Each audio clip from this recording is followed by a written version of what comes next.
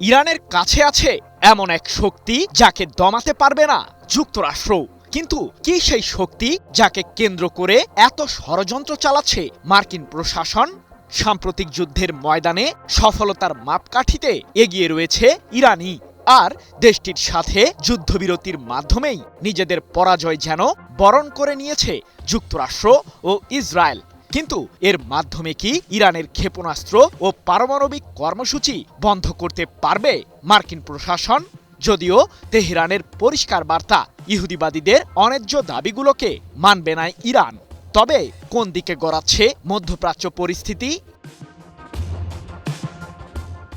শত শত যুদ্ধবিমানের বহর নিয়ে কয়েক হাজার বোমা সাম্প্রতিক যুদ্ধে ইরান জুড়ে ফেলেছিল যুক্তরাষ্ট্র ও ইসরায়েল।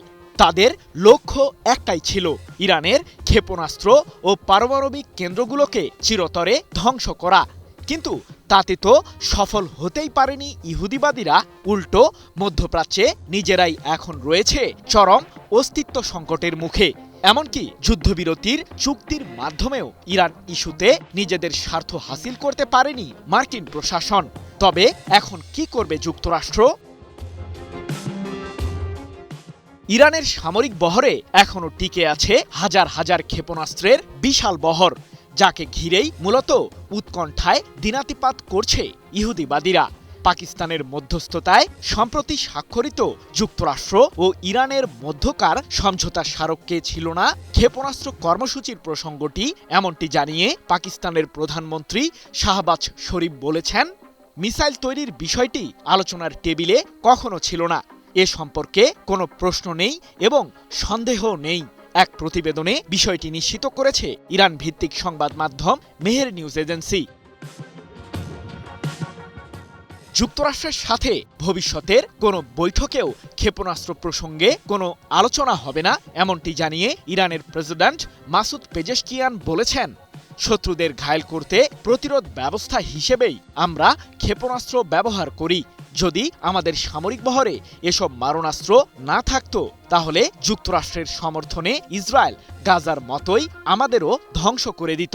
তরুণ কিংবা বৃদ্ধ, কারো প্রতি করুণা দেখাতো না ইহুদিবাদীরা। এদিকে ইরানের সাথে সমঝোতা স্মারকে চুক্তির মাধ্যমে নিজেদের পরাজয় আনুষ্ঠানিকভাবেই মেনে নিয়েছে যুক্তরাষ্ট্র ও ইসরায়েল। এমন চাঞ্চল্যকর মন্তব্য করে ইরানের পার্লামেন্ট স্পিকার মোহাম্মদ বাঘের গালিবাফ বলেছেন, এই চুক্তিটি কোনো চাপের ফল নয়, বরং ইরানের প্রতিরোধ ও মর্যাদার ফসল। ইসলামাবাদ সমঝোতা স্মারকটি আমেরিকার পরাজয়ের ঘোষণায় পরিণত হয়েছে। তাহলে কি আরো শক্তিশালী মিসাইল তৈরির পথে হাঁটবে ইরান? কি বুঝলেন ভাই? অনলি জেডাই চাই। পশ্চিমা বিশ্লেষকরা বহুদিন ধরেই দাবি করে আসছে যে মধ্যপ্রাচ্যের দেশগুলোর মাঝে সবচেয়ে বেশি ক্ষেপণাস্ত্র রয়েছে ইরানের কাছে। এমনকি ইসরায়েলের প্রধানমন্ত্রী বেনিয়ামিন নেতানিয়াহুও হতাশা প্রকাশ করে সম্প্রতি জানিয়েছেন, আন্তঃমহাদেশীয় ব্যালিস্টিক মিসাইল বা আইসিবিএম তৈরির পথেই রয়েছে ইরান। যদিও তার এমন দাবিকে এখন পর্যন্ত প্রমাণ করতে পারেনি ইহুদিবাদী দেশটির গোয়েন্দারা। তবে ধারণা করা হচ্ছে ভবিষ্যতে যুক্তরাষ্ট্র ও ইসরায়েলের যৌথ সামরিক আগ্রাসন মোকাবিলা করতে ইরান আরও শক্তি অর্জন করতে পারে। বিশেষ করে দেশটি মিসাইল সক্ষমতায় আরও এগিয়ে যাবে বলেই মনে করছেন সমরবিদরা। সৃজন মাহমুদ, নিউজ 24।